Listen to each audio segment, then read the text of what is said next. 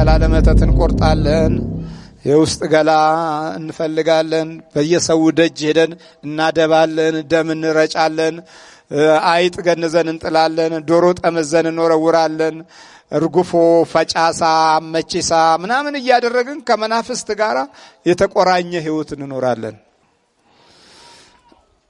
አዎ ህዝቡን ደቀ መዛሙርቱ ጋር እንዲህ አላቸው፣ በኋላ ሊመጣ የሚወድ ቢኖር ራሱን ይካድ፣ መስቀሉንም ተሸክሞ ይከተለኝ።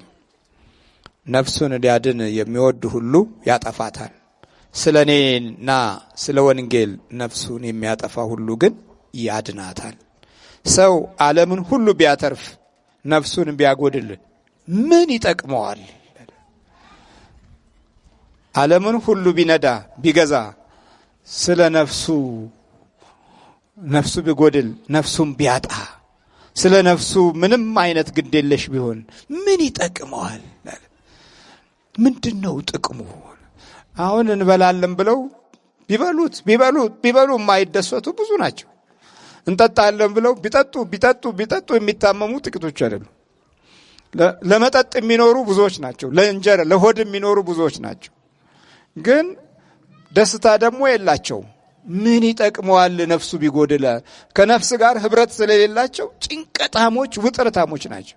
የሚያደርጉትንና የሚያቅዱት ሁሉ ከራሳቸው ጥቅም ጋር ብቻ ስለሚሆን የሚቀጥለውን ጉዳታቸውን ለመረዳት የነፍስ ህይወት የላቸው።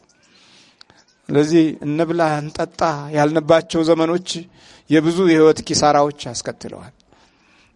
በዛ ባሳለፍናቸው ዘመን ጾም የሚባል የለም፣ መብላት ነው መጠጣት ነው። ግን ተመልሶ የህይወት ረሃብ መጣ፣ የውስጥ ረሃብ መጣ፣ የባዶነት ረሃብ መጣ፣ ከህሊና የመጥፋት ረሃብ መጣ፣ የመቸገር ውስጥ የመጨነቅ ረሃብ መጣ። ይሄው ደግሞ በዲያብሎስ ይሄው መከራና የለም እንዴ? ችላ ያልንባቸው አመታቶች መካከል ያለው ትውልድ ግራም ያጋባ ሆነ። መሰረቱና አቅጣጫው የጠፋው ሆነ። ራስን ያለ መካድ ይህን የመሰለ ውርደት ያስከትላል። ራስህን ካዳለ በቃና መስቀሉን ግን ምን በላለ? ተሸከም። መስቀሉ ምንድነው? ይቅርታ። መስቀሉ ሰላም፣ መስቀሉ ፍቅር፣ መስቀሉ ኃይል፣ መስቀሉ ደግሞ ታላላቅ መንፈሳዊ ጸጋዎችን ከበስተኋላ ያየንበት። ክርስቶስ በመስቀል ላይ ሆኖ ወዳጁን ዮሐንስንና ድንግል ማርያምን አየ። ደሙ እየፈሰሰ እነሆ ልጅሽ እነሆ እናትህ በማለት የውርስ ጸጋን ሰጠ። ሌላ ምን ይስጥ? ሌላ ምን አለው? ምንም እኮ የለም። ቤት የለው፣ ኑሮ የለው፣ ርስት የለው፣ ካርታ የለው፣ የሊዝ ቦታ አልገዛ፣ ምንም የሚሰጠው የለም። እዛችሁ የፈጠራት ምድር ላይ ራሱን ሰቀሉና ሲዘባበቱበት እነሆ ልጅህ እነሆ ልጅሽ በማለት ተፈጸመ አለ። የአዳምንም የአብርሃምንም የይስሐቅንም የያዕቆብንም የእስራኤልን ዘር ሁሉ አጠቃላይ የመጣበትን የህይወት መንገድ ትርጉሙንና ፍቺውን ከሰጠ በኋላ ከድሆች ጋር በልቶ ድሆችን አንስቶ የወደቁትን አሾሞ የባከኑትን እና የተበተኑትን ሰብስቦ የተራቡትን አጥግቦ የታመሙትን ፈውሶ ከዛ ተፈጸመ አለ። የመስቀል ላይ ፍጻሜውን አረጋገጠ። ለአብርሃም የተነገረው ተፈጸመ፣ ለያዕቆብም የተነገረው ተፈጸመ፣ ለሁሉም የተነገረው በነቢያትም የተወራው ተፈጸመ፣ በመሳፍንትም የተገለጸው ተፈጸመ። ሊፈጽም የመጣ ጌታ እግዚአብሔር አምላክ ስሙ የተመሰገነ ይሁን። በኋላ ሊመጣ የሚወድ ቢኖር ራሱን ይካድ። ይሄ ራሱን የሚክድ ሰው የሚከተሉት መንፈሳዊ ባህሪያቶች ይታዩበታል።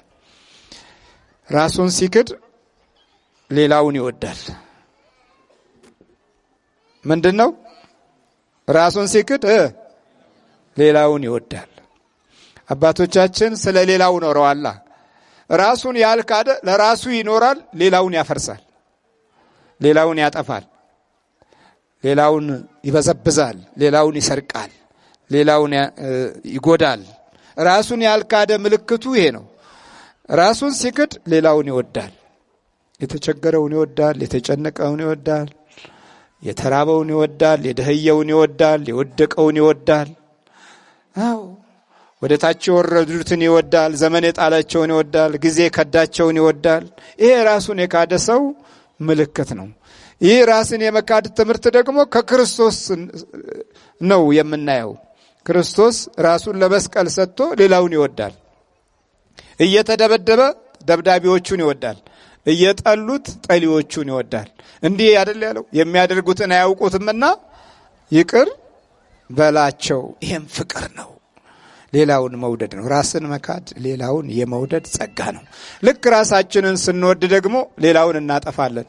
ነጠላ ለመተት እንቆርጣለን፣ የውስጥ ገላ እንፈልጋለን፣ በየሰው ደጅ ሄደን እናደባለን፣ ደም እንረጫለን፣ አይጥ ገንዘን እንጥላለን፣ ዶሮ ጠመዘን እንወረውራለን፣ እርጉፎ፣ ፈጫሳ፣ መቺሳ ምናምን እያደረግን ከመናፍስት ጋር የተቆራኘ ህይወት እንኖራለን። ይሄ ራስን የመውደድ ነው። ራስን ስንወድ ዛርና ውቃቢ ይጫወትብናል።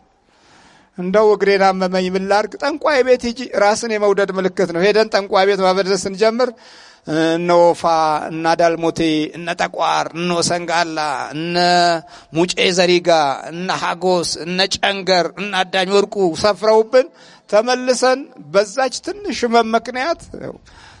ምክንያት ዛር ይዘን ወደ ቤታችን ገብተን ማዛጋት እንጀምራለን። ይሄ ራስን የመውደድ ነው።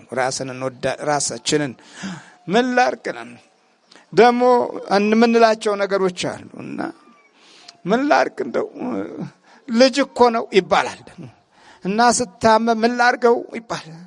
ስለዚህ ልጅ ወለደ አልጸደቀም ይባላል። ደግሞ ምንድነው አብርሃምን አታይም እንዴ? ይስሐቅን እኮ ነው ለመስዋዕት ይዞ የቀረበው። ራሱን የካደ ስለነበረ ከእግዚአብሔር የሚበልጥ ነገር የለም ነው። በቃ የሚበልጥ ነገር የለም ማለት ይስሐቅን ለመስዋዕት ሲያቀርብ እግዚአብሔር አምላክ ነጭ በግ ሰጠውና መስዋዕቱን ተቀበለው። ያ በግ ኢየሱስ ክርስቶስ መሆኑን በራእይና በትንቢት ውስጥ ለአብርሃም ዘር ታላቅ ዕድልና ገጽታ ሆኖ ኖረ። እግዚአብሔር አምላክ ስሙ የተመሰገነ ነው። ራስን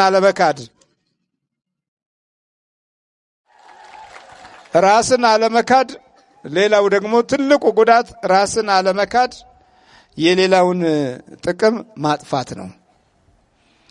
የሌላውን ጥቅም ማጥፋት። ራሳቸውን የማይክዱ ሰዎች የናንተን ጥቅም እድገት አይፈልጉም። ስለዚህ የናንተን እድገት ወደ ታች ለማውረድ ወደ ገደል እንዲገባ ለማድረግ ባለ በሌለ ጉልበታቸውና ተንኮል ይጀምራሉ። በተለያየ አይነት ዘዴ በመቀኝነት መንፈስ ይነሱባችኋል።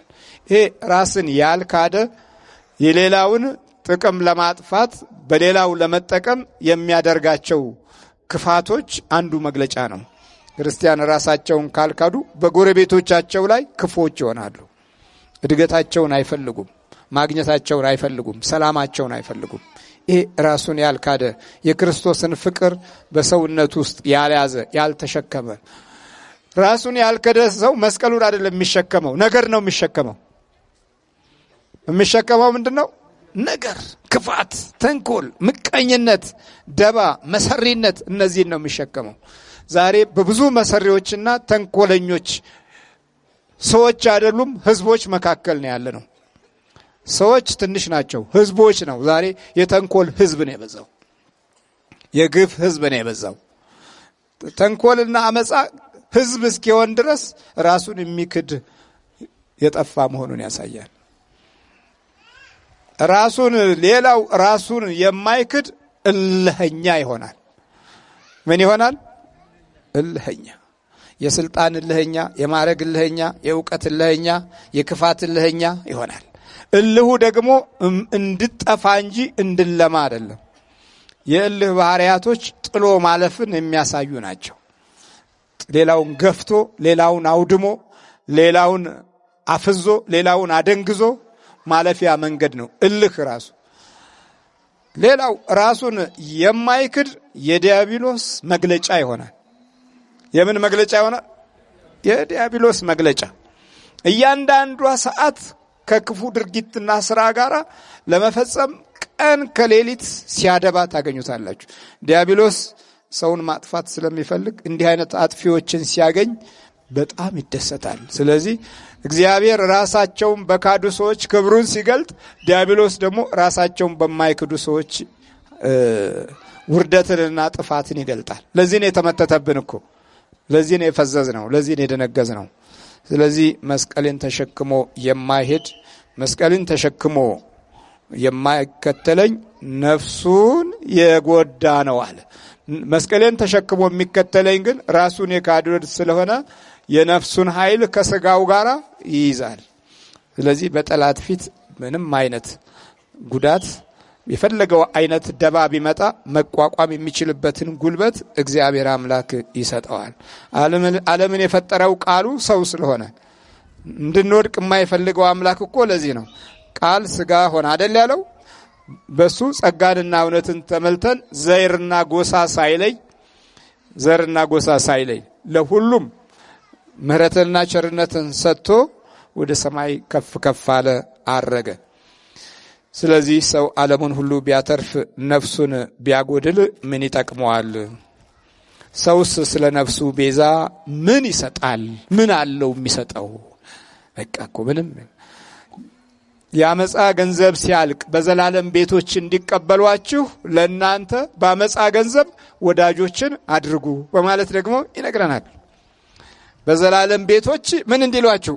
እንዲቀበሏችሁ። ስለ ነፍስ ማለት በአብርሃም በይስሐቅ በያዕቆብ በኩል ያለውን የዘላለም የቃል ኪዳን ተስፋና ሕይወት እንድንወርስ ስለ ዘላለም ቤቶች በአመፃ ገንዘብ ተጠቀሙበት በማለትም በጎነትንና ቅንነትን ከተግባር ጋር የሚውል መንፈሳዊ ጸጋን እግዚአብሔር አምላክ ሰጥቶናል። እግዚአብሔር ምሕረቱ ያልተለየን ይሄ ጠላት ሲዋረድ የምናየው የእግዚአብሔር አምላክ ክብርና የቅዱሳን መንፈስና ጸጋ ከሀገራችን ስላልጠፋ ነው። መንፈሳዊ ጉልበቶች የጠላትን ኃይል ይሄን ያህል ዝም የሚያደርግ ስለሆነ በእውነት ራሱን የሚከተሉት ጸጋዎች አሉት። ፍቅር አለው፣ ሰላም አለው፣ ደስታ አለው፣ ጸጋ አለው። ለሌሎች ይተርፋል፣ ለሌሎች አርአያ ይሆናል፣ ለሌሎች ምሳሌ ይሆናል። ራሱን የሚክድ ለሌሎች ጉልበት ይሆናል፣ ለሌሎች ኃይል ይሆናል። በቃ ከዚህ የበለጠ ምን ትፈልጋላችሁ? ምን ፈልገው ይናደል? ራሱን ያልካደ ሄሮድስ ነው። ራሱን የማይክድ ፈርዖን ነው። ስለዚህ ራሱን በሚክድበት ጊዜ በቃ ይሄን የመሰለ መንፈሳዊ ጸጋና በረከት ተካፋዮች እንሆናለን። እግዚአብሔር ከሁላችን ጋር ይሁን።